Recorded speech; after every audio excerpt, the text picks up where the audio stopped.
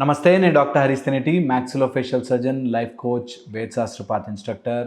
శ్రీ సూర్య త్రిచక్ర సాధనకి సంబంధించి, 3 చక్రాలకు సంబంధించి, మూలాధారముకి సంబంధించి, ముఖ్యంగా వాటి యొక్క ఫిజికాలిటీ అండ్ ఎనర్జీస్ గురించి మాట్లాడుకుంటున్నాం. అయితే ఇందులో ముఖ్యంగా మన లోపల ఎనర్జీ రావాలి అన్నా కొన్ని అడ్డు తీసేయాల్సి వస్తుంది. ఆటోమేటిక్గా ఎనర్జీ ఉంటుంది ప్రతి జీవిలోనూ, మినుక్కుమంటూ కొన్ని కోట్ల సూర్య ఎనర్జీ ఉంటుంది. మనమే తెలియకుండా కప్పేస్తాం, మనమే తెలియకుండా ఆపేసుకుంటాం, మనలోని శక్తిని మనమే ఆపుకుంటాం.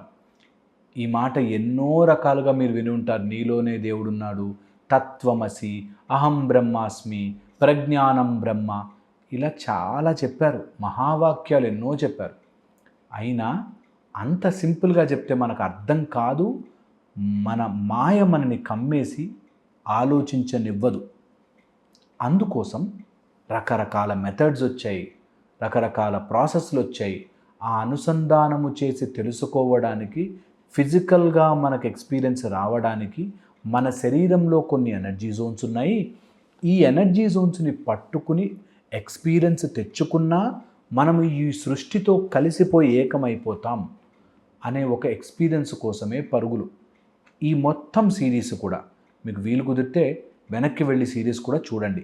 5వ ఎపిసోడ్ ఇది. ఈ 5 ఎపిసోడ్స్ మీరు తీరిగ్గా కూర్చొని చూడండి.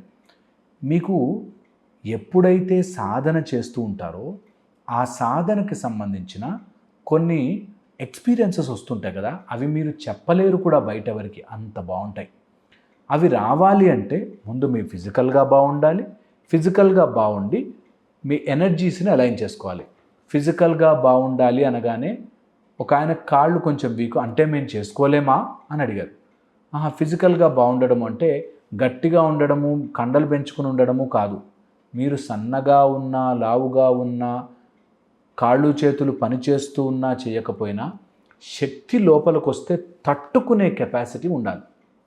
అన్నిటికీ వీకే, అన్నిటికీ బాధే, నేను అమ్మో నించోలేను, అమ్మో కూర్చోలేను, ఒక 10 గుంజీలు తీయలేను, 10 సిట్ స్టాండ్స్ చేయలేను, 10 పుషప్స్ చేయలేను, కానీ నాకు అన్నీ అయిపోవాలి అనేటట్టు ఉండకుండా మీ స్థాయిలో మీరు ఏదో రకమైన ఫిజికల్ యాక్టివిటీ పెట్టుకోండి. ముఖ్యంగా ఫోకస్డ్గా. నేను ఎంతోమందిని చూశాను, ఫిజికల్ యాక్టివిటీ మేము వాకింగ్కి వెళ్తామండి అని, వాకింగ్కి వెళ్తామని చెప్పి పక్కన ఫ్రెండ్స్తో ముచ్చట్లేస్తూ నడుస్తారు. అది వాకింగ్ అవ్వదు. వాకింగ్ అంటే చెమట పట్టాలి, మీ హార్ట్ బీట్ని ఇంకొక 30% పెంచాలి. 72 బీట్స్ ఉంటే 100, 110 వరకు మీ హార్ట్ బీట్ పెరిగి చెమటలు పట్టేలా నడవాలి. ఫోకస్డ్గా ఎక్సర్సైజ్ చేయాలి. మూలాధారం బాగుండాలి అంటే ముందు ఫోకస్డ్ ఎక్సర్సైజ్ ప్యాటర్న్ని చేసుకోవాలి. అది ఫోకస్ మూలాధారం మీద చేస్తూ చేయాలి. ఓకే, అలా చేసిన వాళ్ళకి ఏ స్పెషల్ పూజలు, ఏ స్పెషల్ మన మంత్రాలు అవసరం పడకపోవచ్చు. ఎందుకంటే వాళ్ళకు ఆల్రెడీ యాక్టివేటెడ్గా ముందుకు వెళుతూ ఉంటుంది. ఓకే, అయితే ఇలా సాధన చేస్తున్న వాళ్ళకి స్థిరత్వం పెరుగుతుంది, స్టెబిలిటీ ఆఫ్ థాట్ ఉంటుంది.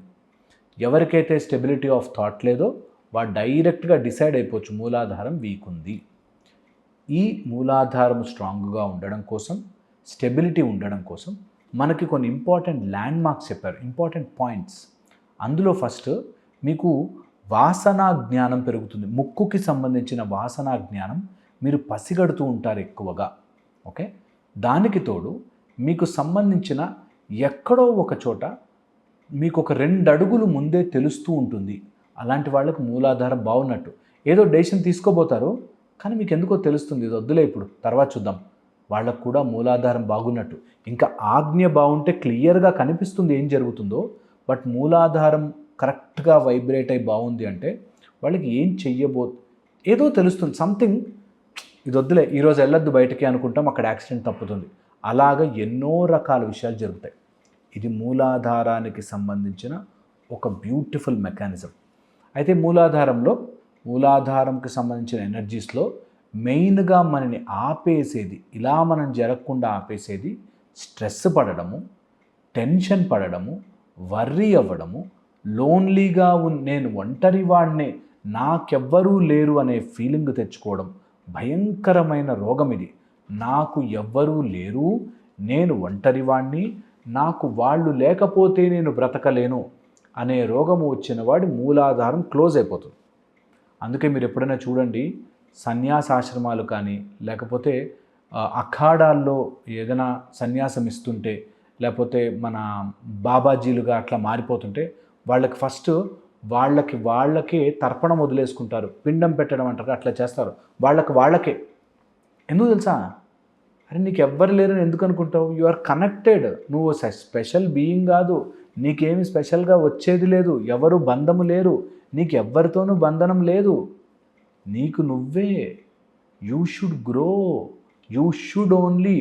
లోన్లీ అని ఫీల్ అయ్యేవాడు, అలోన్, నాకు ఎవ్వడు లేడు లోన్లీ ఫీల్ అయ్యేవాడికి భగవంతుడి శక్తి అర్థము కాలేదు. వాళ్ళ మూలాధారం వీక్ ఉంటుంది. వీక్ ఉన్నందుకే అలాంటి పిచ్చి ఆలోచనలు వస్తుంటాయి, ఆత్మహత్య ఆలోచనలు, నన్ను చంపుకోవాలి, నాకు ఈ జీవితంలో ఎవరూ లేరు, నేను ఒంటరి వాణ్ణి అనే ఫీలింగ్ అంతా కూడా మూలాధారం నుంచి వస్తుంది. ఇక మైండ్లో నేను అనుకున్నది జరగలేదే అనే ఒక మాయ రోగం పట్టుకుంటుంది. దీని ద్వారా వాళ్ళకి మానసిక సమస్యలు, నాకు నచ్చినట్టుగా జరగలేదు. ఒక ఆవిడ చేతులు కడిగిందే కడిగి చేతులు కురుపులు వచ్చేస్తాయి. ఎందుకు కడుగుతున్నావు అంటే, ఇంకా ఆ చేతిలో వైరస్ పోలేదేమో, నేను అనుకున్నట్టుగా కడిగితేనే కానీ ఆ వైరస్ పోదు అని 50 సార్లు 60 సార్లు కడుగుతుంటుంది. ఓసిడి అని అబ్సెసివ్ కంపల్సివ్ డిజార్డర్ అన్నమాట. అయితే ఇదంతా కూడా మూలాధారానికి సంబంధించిన ఎనర్జీస్ ద్వారా వస్తూ ఉంటుంది. తెలియకుండానే లోపల నుంచి ఒక టైప్ ఆఫ్ నేనే కరెక్ట్, నాకు నచ్చినట్టుగా ఈ ప్రపంచం రన్ అవ్వట్లేదేంటి, నేను అనుకున్నట్టుగా జరగట్లేంటి, నేను ఎంత ప్లాన్ చేశాను నా లైఫ్ ఏంటి ఇలా ఉంది, నేనెంత ప్లాన్ చేశాను నా లైఫ్ ఏంటి ఇలా ఉంది అనే దాంట్లో ఉంటారు. మళ్ళీ ఆ మాటకు వస్తే, నేను ఏదో చేస్తున్నాను, నేను ఒక్కడనే ఉన్నాను, శక్తి లేదు అనే ఫీలింగ్లో ఉన్న వాళ్ళకి ఆధారభూతమైన మూలాధార చక్రంలో ఉండే గణపతి భగవానుడు ఉన్నాడు అని గుర్తించకపోతే అలాంటి వాళ్ళకి మూలాధారం వీక్గా ఉంటుంది.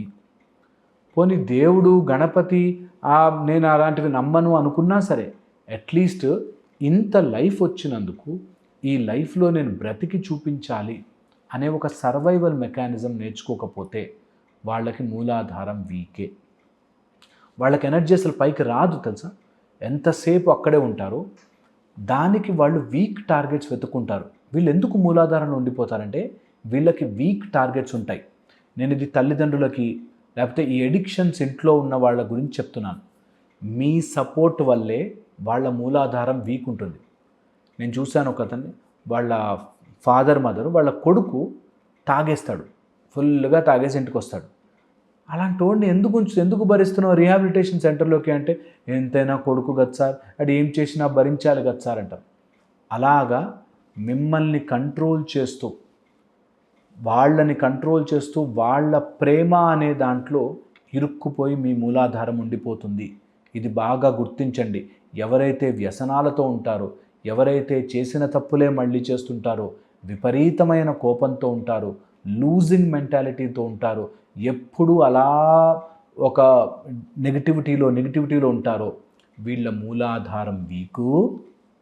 వీళ్ళ వీక్నెస్ని సపోర్ట్ చేయడానికి తల్లిదండ్రులో, వైఫో, పిల్లలో సపోర్ట్ చేస్తూ ఉంటారు. వాడు ఎందుకు అట్లా అయిపోయిందంటే, ఒకప్పుడు వాడిని అట్లా చేశారు, వాళ్ళెవరో ఆఫీస్లో వాళ్ళు చీట్ చేశారు, వీళ్ళు ఏదో అప్పటి నుంచి అట్లా అయిపోయింది సార్ అని సపోర్ట్ చేస్తారు. చేయరా, ఎవరు మోసం చేయరా, అసలు అంతా నువ్వు మోసం ఫ్రీ అని ఏమైనా రాయించుకొచ్చావా దేవుడి దగ్గర? అట్లా ఏముండదు కదా, నీకు జరుగుతాయి చాలా, మళ్ళీ లైఫ్లోకి ముందుకెళ్ళు అని చెప్పకుండా పాపం వాడు బాధపడుతున్నాడు ఎంకరేజ్ చేస్తారు. అట్లా ఎంకరేజ్ చేశారు. సినిమాలో కూడా మీరు చూడండి, ఎవడో తాగుతూ ఉంటాడు, వాడికి ఏదో లాస్ అయిందని వాడిని సపోర్ట్ చేస్తూ, వాడు పాపం చాలా కష్టాలు పడ్డాడని సపోర్ట్ చేస్తూ వాడి మూలాధారాన్ని వీక్ చేస్తూ ఉంటారు. This is tremendously important. గుర్తించాలి. మనము మూలాధారం వీక్ పెట్టుకుని దాన్ని మా అమ్మా నాన్న ఒకప్పుడు ఇలా చేశారు, వాళ్ళేదో ఇలా చేశారు, అప్పుడు నా ఫ్రెండ్స్ అందరూ కలిసి నన్ను మోసం చేశారు, కాబట్టి ఇప్పుడు నేను ఇలాంటి నీచమైన తాగుబోతు బ్రతుకుతుంటాను అని బాధపడుతుంటారు. ఇది చాలా చాలా డేంజరస్. మూలాధారం యొక్క శక్తిని మనమే చంపుకున్నట్టు. ఓకే, నేను చెప్పింది ఆలోచించండి. మళ్ళీ ఇంకో వీడియోలు కలుస్తాను. Take care.